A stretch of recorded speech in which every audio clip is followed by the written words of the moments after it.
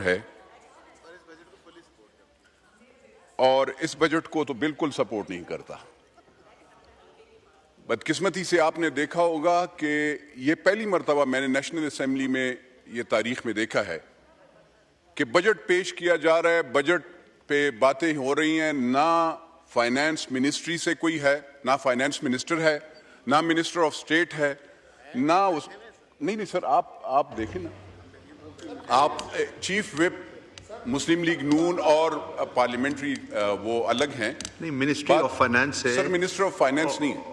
हाँ, ministry of finance FPR से sir मैं यही अर्ज कर रहा हूँ ना जी, जिनके लिए जो मिनिस्ट्री, सर मैं खाली इस लिहाज से कह रहा हूँ कि ये अल्फाज, बदकिस्मती ये है कि पाकिस्तान में अवाम जब वोटों के लिए जाते हैं तो उस वक्त सारे वादे करते हैं, उस वक्त उनको याद होता है, उसको उस वक्त बिजली भी याद होती है, उस वक्त उनको दवाइयों का रेट भी ज्यादा याद होता है, उस वक्त ये जो नौकर पेशा लोग हैं जो वोट देते हैं वो भी याद होते हैं। लेकिन बदकिस्मती से जब इस नेशनल असेंबली में आ जाते हैं, अगर अपोजिशन में होते हैं तो बाकायदा याद करते हैं, लेकिन जब गवर्नमेंट में जैसे ही आते हैं, चाहे वो सूबों में हो चाहे वो वफाक में हो, उस वक्त सर पाकिस्तान की आवाम को भूल जाते हैं। ये बहुत ज्यादती है, बदकिस्मती है। इस पाकिस्तान मुल्क जो अल्लाह का हम शुक्र अदा करते हैं कि ये दिया है, हमारी यहाँ पे ये हालत है। सर कहते हैं कि टैक्स,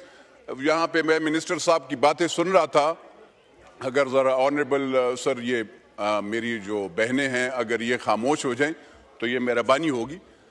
जो sir order in the house, जो सर यहाँ पे मिनिस्टर साहब कहते हैं कि ये टैक्स पाकिस्तान की कौम नहीं देती, मैं ऑनरेबल फेडरल मिनिस्टर साहब को कह दूं कि और क्या हम दे दें? घी पे टैक्स, तेल पे टैक्स, बिजली पे टैक्स, दूध पे टैक्स, दवाई पे टैक्स, कौन सी चीज पे आपने हमें अब तो हम वो पंखा भी, मतलब कोई चीज आपने छोड़ी नहीं है। सोलर पैनल हम ले रहे थे, बिजली नहीं थी, वहां पे भी आपने 18%, और वो अभी सुनने में आया कि वो जी 10%, तो 10% कम है। 100 रुपए के साथ आप 10 रुपए और ज्यादा कर देंगे। अगर 1000 है तो आपने 100 कर दिया। मुझे बताएं ये गरीब बंदा कहां पे ये बिजली, आप अमीरों और हम सारे को तो बाकायदा अल्हम्दुलिल्लाह हम तो अफोर्ड कर लेते हैं, लेकिन जो गरीब बंदा जो पेशावर में है, सिंध में है, सक्कर में है, जो सदरन पंजाब के वहां पे है जहां पे बिजली नहीं होती, वो सोलर पैनल एक एक दो दो शीशे ले लेते हैं और उसको वो करता है, वो आपने उस के रीच से भी वो बाहर करना चाहते हैं। वो कैसे वो करेंगे? आप दवाइयां जब ये टैक्सेस लगाएंगे, ये IMF का जो बजट आप लाए हैं, ये जब आप लगाएंगे तो मुझे बताएं कैसे एक बंदा गरीब ये नौकर पेशा कैसे वो करेंगे? मुझे जरा बता देना कि आप 37,000 में ये जो खड़े हैं, इनको 37,000 रुपए जो आप तनख्वाह देते में, उसमें आप कैसे ये बजट, उसमें आप मुझे बता दें घी कैसे वो करेंगे? बिजली का बिल जो 15,000 से कम नहीं आता, अगर एक पंखा, एक लाइट और एक वो उसने फ्रिज भी नहीं लगाया और ये लगाए तो 8, 9, 10 हजार आता है। आप कहते हैं हमने जी बिजली सस्ती कर दी है। वो कहां सस्ती कर दी है भाई? मैं तो हैरान हूं सर। यहां पे ये अभी मैं वजीर खजाना का पूछ रहा था इस लिहाज से कि 89 बिलियन, यहां पे मेरे कुछ दोस्त नेशनल असेंबली के लिए कुछ क्रिटिसाइज कर रहे थे। 89 बिलियन, 89 यानी एक कम 89 बिलियन उर्दू में 89 अरब रुपए इन्होंने खाली मिनिस्ट्री ऑफ ये FBR के लिए रखा है सर, जिसकी कारकर्दगी जीरो है। इनका काम है कि टैक्स नंबर्स अलॉट करें, आसान वो करें। हर गरीब बंदा, हर पाकिस्तानी टैक्स देता है, उससे लिया जाता है, वहीं पे उसका शनाख्ती कार्ड स्कैन करके वो कर लेते ना। आप क्यों आप दूसरों वैसे करते हैं, लोगों को बताते हैं कि ये नॉन फाइलर्स है? दे आर फाइलर्स, वो बाकायदा टैक्स देते हैं सर। तो ये अल्फाज अगर फाइनेंस मिनिस्टर के हैं वो ज्यादती है कि उसका वो करे। दूसरी बात ये है सर, बजट के लिहाज से खाली ये पंजाब के लिए है। पाकिस्तान, हम शुक्र अल्हम्दुलिल्लाह लेकिन पाकिस्तान के एक हिस्से पंजाब में सबसे ज्यादा वो किया गया है। मेरा सर, मैं पेशावर से हूं, खैबर पुख्तूनख्वा से हूं, बदकिस्मती से उस शहर से हूं कि जब दहशतगर्दी या उसका वो था तो फ्रंट लाइन पे हमारे रोजाना हम 150 और 200 शहादतें देते थे। पुलिस हो, हमारी आवाम हो, सब देते थे। लेकिन बदकिस्मती से वहां पे डैम भी है, हर चीज है, लेकिन बिजली भी नहीं देते। यहां पे कहते हैं 12 घंटे लोड शेडिंग। 12 घंटे लोड शेडिंग नहीं सर, पेशावर में 24-24 घंटे लोड शेडिंग होती है। 2-2, 3-3 और वहां का डैम भी है, वर्सक डैम। वहां की रॉयल्टी भी जो अगर कोई लेता है तो वो बिजली हम वहां पे लोगों को फायदा नहीं मिलता सर उससे। वो रॉयल्टी लेकर उन पाकिस्तान वो पेशावर के लोगों को वो बिजली सर मुफ्त वो करें। वो जहां पे आप दे रहे हैं वो जाया जा रही है। ऑनरेबल स्पीकर साहब, यहां पे मिनिस्ट्री ऑफ, अक्सर यहां पे कहते हैं आपने मिनिस्ट्री ऑफ डिफेंस का, मैं अल्लाह का शुक्र अदा करता हूं कम से कम हमारी एक मुनज़्ज़म फौज है जिसके पीछे सारी दुनिया, चाहे वो एयरफोर्स है चाहे वो हमारी आर्मी है, उसके पीछे सारी दुनिया लगी हुई है। लेकिन सर मैंने उसमें 2-3 चीजें इस पिछले जंग में जो अल्लाह ने हमें कामयाबी दी, हमारे अफवाज ने, हमारे एयरफोर्स ने, उन्होंने बहुत अच्छा वो किया और पाकिस्तान की अवाम की दुआएं भी थी और खड़े भी थी। सर मुझे यहां पे ये हैरानी हो रही है कि आपने एयर डिफेंस पे आपने उनके लिए फंड क्यों नहीं एलोकेट किया? आपने सर अपने जहाजों के लिए क्यों नहीं एलोकेट किया? सर दूसरी बात यह कि आप तनख्वाहदार जो नीचे जो जेसीओज हैं या जो नीचे जो लोग हैं, जो हवलदार से लेकर सूबेदार मेजर तक और जो लेफ्टिनेंट से लेकर कैप्टन मेजर कर्नल तक जो होते हैं, उन लोगों के लिए आप लोगों की सैलरी के लिए आपने कुछ नहीं रखा। तो बदकिस्मती ये आप पाकिस्तान को कैसे वो करते हैं? जो आपके बॉर्डर्स पे शहादतें देते हैं तो वो तो ये लोग होते हैं।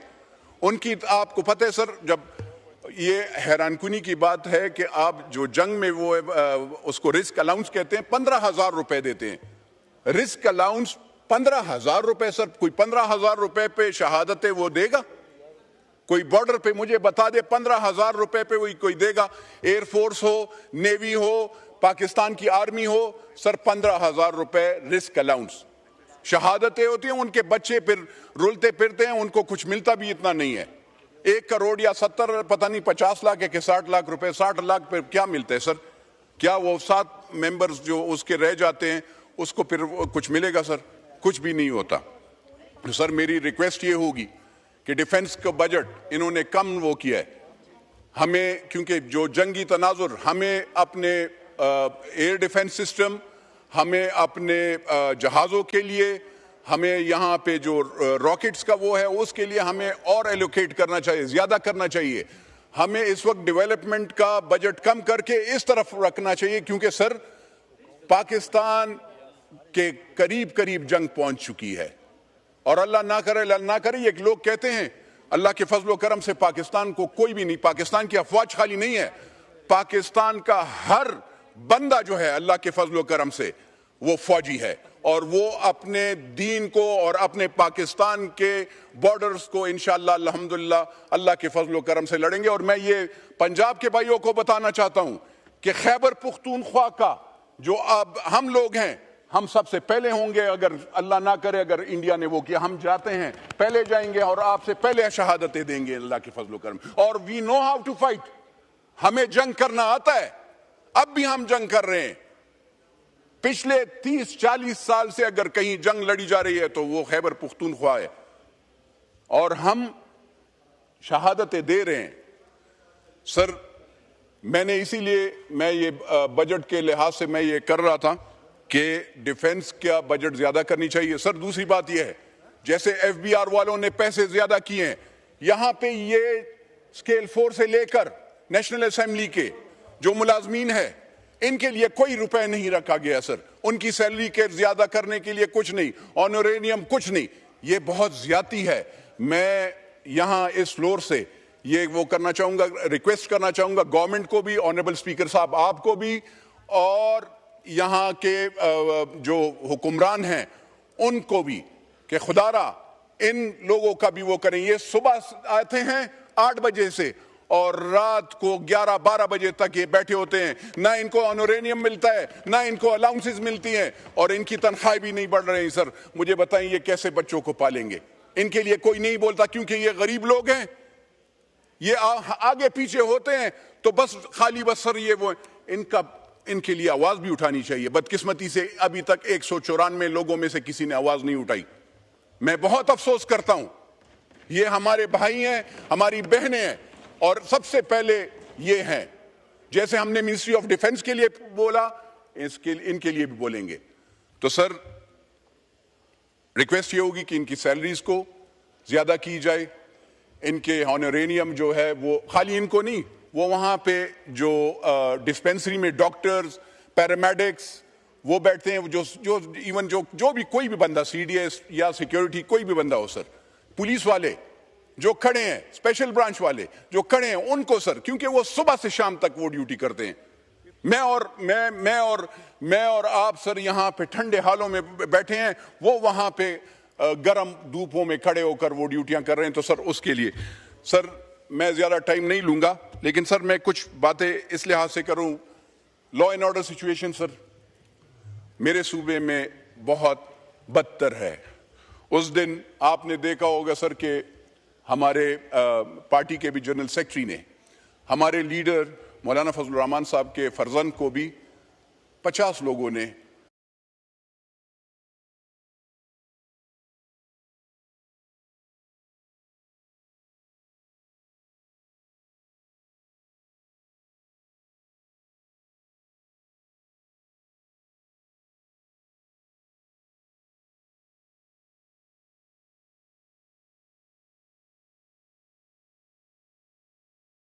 हैं। पुलिस उनके नीचे आती है। 18th अमेंडमेंट के नीचे हम पुलिस और जो फ्रंटियर कांस्टेबलरी है वो उनके नीचे, वो उनके साथ होती है। तो उनके लिए ख्याल करें। जमीनों पे कब्जे हो रहे हैं, कोई कानून नहीं, बेवाओं की, बहनों की, औरतों की, उनकी जमीनों पे कब्जा। कोई भी गरीब, कोई ऐसे देख लें जो बेवा होती है उसकी जमीन पे कब्जा हो जाता है। जाली कागजात पे वो गरीब तो नहीं जा सकती औरतें। ये हो रहा है, उस सूबे में भी हो रहा है, और मैंने सुना है कि लाहौर में भी हो रहा है, कराची में भी हो रहा है। तो ये चीजें भी रोकनी चाहिए। सर यहां पे सैलरी क्लास के लिहाज से मेरी तो ये रिक्वेस्ट है सर कि ज्यादा करें। ये कम है, 10% इज नथिंग। 37,000 सर, ये आप कहते हैं कि 37,000, आप सीडीए में जाएं, वहां पे देखें 25,000 रुपए सैलरी। आपने कहा कि minimum should be 40,000। You are giving 25,000 rupees salary to a person. 25,000 रुपए सैलरी देते हैं। आप कैसे वो करते हैं कि हमने सैलरियां ज्यादा कर ली हैं सर। उसके साथ सर मेहरबानी फरमाकर, ये इस्लामाबाद में है सर, और कहीं नहीं है। और ये टैक्स की बात है, सबसे बड़े ये बड़े मल्टीनेशनल्स के लिए बजट बनाया गया है। आपने अगर इसमें देखा होगा ना सर, कहते हैं कि 22 लाख से ऊपर या जिसकी आमदन वो है, मल्टीनेशनल्स के लिए उनको टैक्स बचाने के लिए, उनकी हर चीज कम करने के लिए स्लैब कम कर दिया गया है। हम लोगों के लिए और आपके लिए, मैं जमींदार कल्चर से बिलोंग करता हूं, इनको ये पता नहीं है। ये उन्होंने एक पेज पे लिखा हुआ है, सिंपल, वेरी सिंपल, कि जी 18वीं तरमीम के तहत, क्योंकि ये सूबों का मामला है तो हम इस पे वो नहीं करते। ओ भाई, अल्लाह के वली, आपका बैकबोन है, आपका बैकबोन है ज़राअत। आपको चाहे वो पंजाब हो, सिंध हो, मर्दान हो, पेशावर हो, बलोचिस्तान हो, वहां से आपको ये अनाज और गंदम मिलता है। 2,000 रुपए आप फी मन दे रहे हैं, फी मन 2,000 रुपए दे रहे हैं। इनको पता है सर कि गंदम या काश्त करने पे अगर आप ट्रैक्टर वो करते हैं 3,000 फी घंटा हम देते हैं सर। अगर फिर रोटर लगाते हैं तो 5,000 फी घंटा। इनको पता होना चाहिए मिनिस्टर साहब को कि 12,900 पे आप डीएपी के खाद की बोरी देते हैं। मुझे बताएं कहां से हम इसको अफोर्ड करेंगे? कैसे आप चाहते हैं कि एग्रीकल्चर, आप तो एग्रीकल्चर को तबाह कर रहे हैं। आप इंसेंटिव्स उनको ना दें जो कारखाने हैं, आप इंसेंटिव्स जमींदार काश्तकार को कहते हैं 1 लाख रुपए हमने कर्जा देना है बिलासु, वो उस पे मुझे बता देना 1 लाख रुपए पे मुझे खाली ये 3 दिन का ट्रैक्टर चलाना दिखा दे, 3 दिन का सर। सो बहुत अफसोस है, जमींदार क्लास का भी ख्याल, मज़ारों का, जमींदारों का कोई ख्याल नहीं है। डिफेंस का भी यही हाल है सर। इन्होंने खाली देखिए, एक चीज थोड़ी सी अप्रिशिएट करूंगा कि जो मेरे ख्याल में इन्होंने जमीनों के वो बेचने पे टैक्स कम किया है, लेने और खरीदने पे वो 6% से 2.5 पे एक शायद मेरे ख्याल में, लेकिन मुझे बताएं उसका वो इतलाक तो खाली इस्लामाबाद तक है। क्या होगा सिंध में, बलोचिस्तान में, खैबर पुख्तूनख्वा में? 18th अमेंडमेंट के नीचे तो आप वो नहीं कर सकते, वो प्रोविंशियल, तो क्या प्रोविंशियल असेंबलीज के साथ आप क्या बात करेंगे? और दूसरी बात ये है सर, मैं एक रिक्वेस्ट करना चाहूंगा कि अपने प्रोविंसेस के साथ अच्छे ताल्लुक रखें। हुकूमत का काम यह है, चाहे वो सिंध हो, अगर आप, मैं खुद, क्योंकि मैं सिंध जाता रहता था सर, अगर आप वहां पे मोटरवे नहीं देंगे तो आप क्या करेंगे? मुझे बताएं ना। ये आप वहां से सबसे ज्यादा रेवेन्यू जनरेट करते हैं, सबसे ज्यादा रेवेन्यू आप जनरेट करते हैं। अगर आप कराची से यहां लाहौर तक सिंध इस तरफ मोटरवे नहीं देंगे तो फिर आप क्या करेंगे? देनी चाहिए सर। दूसरी बात यह है, आप मेहरबानी फरमाकर यहां पे अगर जब मेंबर्स एक दूसरे के साथ लड़ाई पे वो हैं सर, तो आपको चाहिए कि आप, सर मैं वाइंड अप कर रहा हूं, आप उनकी सुलह वो करें। तो सर सिंध हो, खैबर पुख्तूनख्वा हो, बलोचिस्तान, क्योंकि एज हम अल्हम्दुलिल्लाह ये सारे सूबे, सिंध गैस देता है, सिंध वहां से कराची से पोर्ट है उनका, वो है बाकायदा पेट्रोल भी देता है। Khyber Pakhtunkhwa sir gas, petrol, आपको मार्बल, एमरल्ड, हर चीज आपको देता है। बलोचिस्तान आपको गोल्ड और गैस देता है। आजकल गैस उनकी वो कम है, लेकिन गोल्ड और चीजें हैं, गवादर भी वहां पे है। पंजाब हमारा ब्रेड बास्केट है सर, वहां से हमें ब्रेड बास्केट है, गंदम और आटा। मुझे हैरानी होती है आप हल्के में कैसे जाएंगे जब आप अपने जमींदारों और उनके लिए आवाज नहीं उठाएंगे। यहां पे मेरे भाई ने बहुत वो की कि हर चीज बजट में बहुत ही भैया खुदा आरा बस करे। सर बस मैं खत्म कर रहा हूं। मेरी ये अर्ज ये है कि मेहरबानी फरमा कर एक तो बिजली का काम कीजिएगा सर, खुदा की कसम गर्मी है सर, और हमारे बच्चे जल रहे हैं, पेशावर में जल रहे हैं, सिंध में जल रहे हैं। इनकी मेहरबानी फरमा कर उस पे उनका लोड शेडिंग का तो कंट्रोल करें सर। बिजली डायरेक्ट, अगर कोई कहता है कि डायरेक्ट हुक्स, तो वो MNA MPA का काम नहीं है डायरेक्ट हुक्स उतारना। वो बिजली वाले तनख्वाह लेते हैं, उनसे वो जाकर वो करें, लेकिन कानूनन ये फीडर बंद नहीं कर सकते, बिजली बंद नहीं कर सकते सर, ये वो करते हैं। तो सर मैं इस बजट को IMF का बजट कहते हुए सर इसको टोटली इस वक्त रिजेक्ट करता हूं। मैं चाहता हूं कि ये कम से कम बैठे कंसेंसस करे। पाकिस्तान हमारा है और अल्हम्दुलिल्लाह पाकिस्तान वो है, हमने इसकी दिफा के लिए हर चीज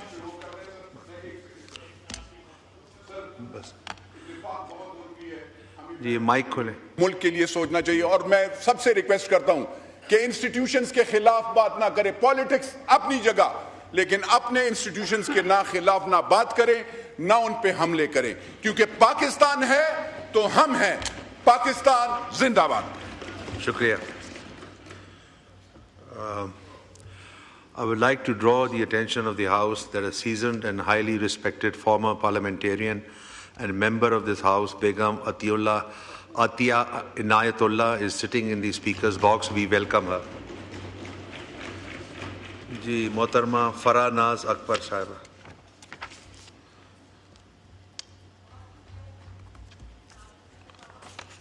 जी माइक खोले। ऑन है, ऑन। ठीक है, बहुत शुक्रिया जनाब स्पीकर साहब। बिस्मिल्लाहिर्रहमानिर्रहीम। आज मुझे ये एजाज़ हासिल है कि मैं इस मौज़ूद ज़बान के रूबरू माली साल 2025-26 के बजट पर इजहार ख्याल करूँ। अगर देखा जाए तो ये बजट महज आमदन व खर्च की फहरिस्त नहीं, बल्कि एक फ़िक्री और अमली खाका है। एक विजन है जो पाकिस्तान के तालीमी मुस्तक़बिल, कौमी खुदमुख्तारी और खित्ते में अमन के ख्वाब की तर्जुमानी करता है। ये बजट सिर्फ अदाद व शुमार की किताब नहीं है, बल्कि हमारे वज़ीर आज़म मियाँ शहबाज शरीफ साहब